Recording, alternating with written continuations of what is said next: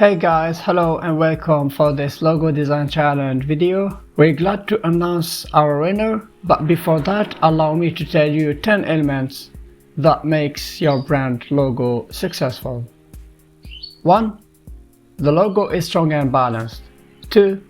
Your logo is simple. 3. Your logo is memorable. 4. Flexible. A logo that uses appropriate colors.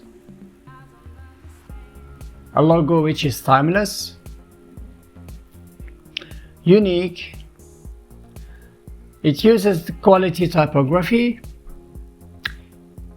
A logo that derives meaning from your brand.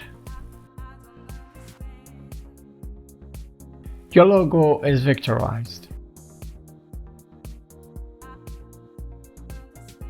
Concerning the design brief,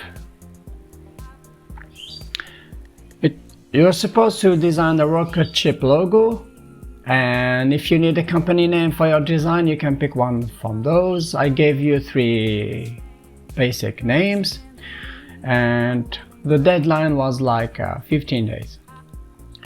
Our 2 entries was this first one by Gozef Official, Aerialite, and the second one was made by Mehdi Tabib too.